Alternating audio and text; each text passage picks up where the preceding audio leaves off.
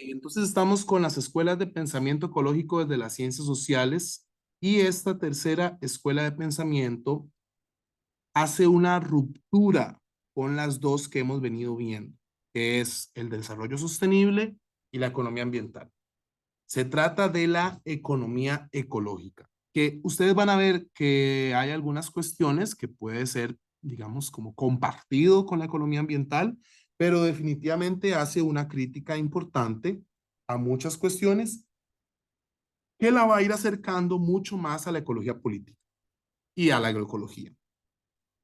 La economía ecológica ha tomado mucha fuerza en los últimos 30, 40 años, sobre todo porque, a diferencia de la economía ambiental, respeta el hecho de que no a todo se le puede asignar valor económico, número uno. Y número dos, sabe que los problemas ambientales no son solo fallas del mercado. Y número tres, reconoce la importancia de los movimientos sociales, que también le llama como movimientos de justicia ambiental, ajá, dentro de toda la crisis ambiental que hemos estado viviendo, porque los movimientos sociales de alguna manera nos están diciendo algo está pasando, no queremos que esto siga pasando, ¿ok? Y no es posible que esto se resuelva solo con una compensación ambiental o poniéndole valor económico a esto para que lo pague alguien y que sigan haciendo las cosas, sino que también se vale que no se hagan los proyectos. ¿De acuerdo? Entonces la economía ecológica en ese sentido va a ser más social, si lo quisiéramos ver así.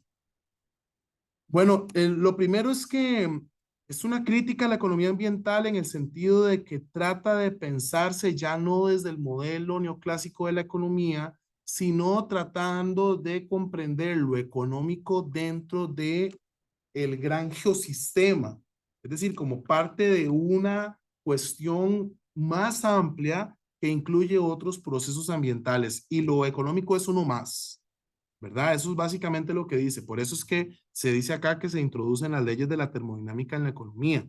Es decir, se parte también de esta cuestión de la entropía y también se parte de que la economía está dentro de un geosistema, que es el sistema del planeta Tierra, donde por tanto, y aquí viene una cuestión que es clave, la economía también debería tener límites.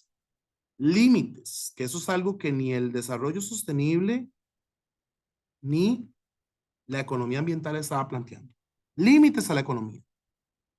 Y al tener límites la economía, ¿ok? Estamos hablando entonces que tiene que haber gente que plantea los límites. Ya ustedes estarán imaginando quiénes son esa gente, son los movimientos sociales, ¿ok? Que en este caso van a ver que hay un autor que es muy importante, son los movimientos de justicia ambiental, ¿verdad? Que van a ser todos los movimientos sociales por temas ambientales. En Costa Rica hay un montón, por cierto, ¿verdad? Porque el tema ambiental es sensible en nuestro país. Hay diferencias entonces con la economía ambiental, hay varias diferencias, ¿verdad? Sobre todo una diferencia es que en la economía ecológica se dice que la economía humana es parte de ese subsistema, o es un subsistema de este gran geosistema o ecosistema global. ¿Verdad? Se reconoce la dependencia del ser humano a la naturaleza, se habla de que la naturaleza también se puede entender desde los niveles de la entropía, ya sea entendiendo la naturaleza como fuentes de materias primas o como sumideros de desechos. ¿Ok? Y principalmente es necesario adaptar la economía a los límites ecológicos y absolutos del planeta. ¿Verdad? Entonces, acá hay grandes diferencias con respecto a la economía ambiental, que ustedes tienen ahí características de la economía ambiental, que yo no las voy a leer, ¿verdad? Pero definitivamente la economía ambiental está más pensando en capital, trabajo, ¿verdad? K es de capital, T es de trabajo, en esta lógica también infinita del modelo económico y que si hay crisis ambientales, bueno, el mercado también lo puede resolver, ¿verdad? Eso es un poco lo que decía la economía ambiental. La economía ecológica tiene más sensibilidad sobre los procesos ambientales, los procesos ecológicos y ecosistémicos. ¿Ok? Entonces, bueno, hay mayor sensibilidad, hay mayor preocupación sobre temas biofísicos, ambientales, propios, que estudian disciplinas como la de ustedes y como la ¿verdad? Entonces, se trata de hacer un match entre todos esos temas con los temas económicos. ¿Ok? Bueno, ustedes lo tienen ahí. No lo voy a leer ese texto porque está muy grande. Una de las principales críticas, bueno, que internalizar las externalidades depende de varias cosas. Depende de cómo se distribuyen los ingresos. Dependen de factores políticos. No es lo mismo tener un gobierno democrático que tener un gobierno autoritario, que no le importe lo ambiental, o tener un gobierno que aunque sea democrático no le importe lo ambiental, o tener un gobierno muchísimo más sensible en temas ambientales, o tener un gobierno que está más pensando en el desarrollo sostenible y en cómo promovemos una mirada internacional en esos temas, etcétera. También depende de valores culturales, es decir, de esa cultura puede ser local, como los pueblos indígenas, que tienen una relación muy intrínseca y cercana con la naturaleza, o como puede ser también la cultura nacional, que podríamos poner de ejemplo Costa Rica, que tiene una sensibilidad ambiental algo particular. Pero también la internalización de las externalidades va a depender de las opiniones sobre la seriedad de los problemas ambientales, qué tanto nos preocupan estos temas y sobre todo, y creo yo que aquí el autor es bastante creativo en esta pregunta de cómo se negocia con las generaciones futuras, cómo se habla de desarrollo sostenible con generaciones que todavía no están, ¿verdad? Entonces, que también le hace como una crítica a la paradoja de cómo negociamos con el futuro, ¿verdad? Y además, y yo creo que aquí es donde viene el tema central de la economía ecológica. ¿Cómo le asignamos un valor económico desde un análisis costo-beneficio a lo que no tiene valor, lo que no se puede medir? Es decir, a lo inconmensurable. ¿Ok? ¿Cómo le asignamos valor económico a un cerro sagrado? ¿O cómo le asignamos valor económico a un río que tiene, puede ser pensado como una deidad para un pueblo indígena? ¿Ok? O a un volcán. ¿Cómo le asignamos valor económico a eso? Para hacer una minería, para hacer una hidroeléctrica. ¿Ok?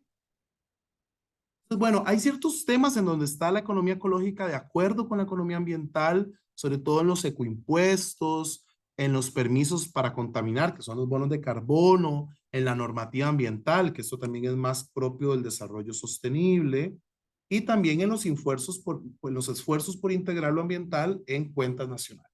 Es decir, no están en todo en contra. Hay algunos puntos que comparten, ¿verdad? Como todo, como todo en la academia, ¿no? No todo es como una ruptura radical a las cosas, sino que hay ciertos elementos que podemos compartir, ¿verdad? La diferencia es que la economía ambiental definitivamente apoya y está completamente de acuerdo con que el mercado siempre va a estar bien. Y si el mercado se equivoca es porque falló, hay una fallilla que se puede solucionar. En cambio, la economía ecológica dice, no, no, también debemos prestar atención a sectores sociales que no les interesa la lógica del mercado y que de hecho pueden incluso estar en contra de la lógica del mercado, que son los movimientos socioambientales, movimientos de justicia ambiental. Esto, recuerden ustedes que desde la economía ecológica es que se empieza a hablar del tema de justicia ambiental, sobre todo diciendo que sí, puede ser que el mercado se equivoca y falla, pero hay personas que mueren por esto. Hay personas que se mueren por eso. Hay personas que a nunca se les hace justicia por las crisis ambientales, ¿verdad? Y vamos a ver una clase sobre el tema de justicia ambiental específicamente. Entonces, bueno, hay una crítica a la economía ambiental y al libre mercado desde la economía ecológica, ¿verdad? Dice acá, yo lo puse en amarillo, la competitividad internacional empuja a los productores a minimizar sus estándares ambientales. Y al mismo tiempo, el comercio libre permite que la producción contaminadora se mueva a los países o regiones donde las normas ambientales son menos estrictas. Ejemplo concreto, Canadá y la minería de oro a cielo abierto. ¿Ustedes sabían que las principales empresas de minería de oro a cielo abierto son canadienses? ¿Ustedes sabían además que en Canadá la normativa ambiental jamás permitiría que una empresa se instale en ese país? Ojo, la contradicción. Empresas canadienses que nunca podrían explotar minería dentro de su propio país, pero que sí explotan en países que tienen menos normativa ambiental o normativa ambiental menos estricta, como Guatemala, como Honduras, y parece ser que como Costa Rica, ¿no? porque Infinito Gold era capital canadiense, Infinito Gold que quería hacer crucitas. Así que pensemos en eso, ¿no? El norte global definitivamente tiene una rigurosidad en política ambiental mayor que el sur global, pero las empresas que vienen al sur global a explotar los recursos naturales son del norte global. Y eso es una crítica que hace la economía ecológica y dice, bueno, pero aquí algo pasa en términos de gobernanza ambiental. Es decir, aquí hay algo que pasa a nivel de los estados. ¿De acuerdo? Este es el principal expositor de la economía ecológica. Es un señor que yo admiro muchísimo. Este, es un señor muy accesible, español, Joan Martínez Salier. Es el autor del Atlas de la Justicia Ambiental. Ustedes lo han usado alguna vez, el Environmental Justice Atlas, que es el EJ Atlas, lo pueden encontrar en Google, EJ Atlas, ¿verdad? Es buenísimo, el Atlas de la Justicia Ambiental. Bueno, este señor fue el que lo propuso, ¿verdad? El Atlas de la Justicia Ambiental.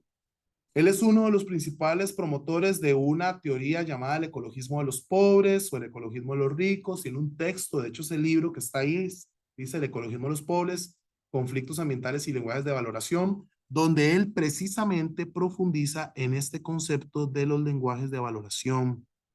Porque cuando yo les decía que la economía ambiental hace un análisis costo-beneficio y asigna valores al costo ambiental, él lo que dice es, bueno, pero ¿quién decide cuál es el costo ambiental de algo? Es el Banco Mundial, nada más. ¿Qué pasa si los pueblos indígenas dicen que este cerro es sagrado y que no tiene valor? Ahí estamos hablando de un conflicto en lenguajes de valoración. No es lo mismo el lenguaje de valoración del Banco Mundial que el lenguaje de valoración del pueblo indígena del Amazonas, tal. ¿De acuerdo? Y eso lo plantea Martínez Salier con mucha vehemencia en este libro del ecologismo de los pobres. Ustedes van a leer un texto de Martínez Salier que está buenísimo. Este señor definitivamente es de lo mejor que hay, ¿verdad? Para un curso de geografía ambiental, sin duda alguna hay que ver a Martínez Salier. Bueno, en resumen, la economía ecológica hay una valoración a los movimientos ambientales porque están proponiendo otros lenguajes de valoración. Hay una limitación a la economía ambiental porque no todo puede leerse desde la lógica de costo-beneficio. Plantean que el tamaño de la economía humana tiene que estar acorde a los límites ecológicos propios de nuestro planeta. Tratan de hacer un análisis multifacético y transdisciplinario de el costo-beneficio desde una matriz un poco más compleja, donde también se considere lo inconmensurable. ¿Okay? Esta es la economía ecológica, ¿okay? Más cercana a las que siguen, que es la ecología política y la agroecología, cercano un poquito en algunas cosas con la economía ambiental, pero ya vamos viendo una diferencia, ¿verdad? Como en el marco teórico bastante clara.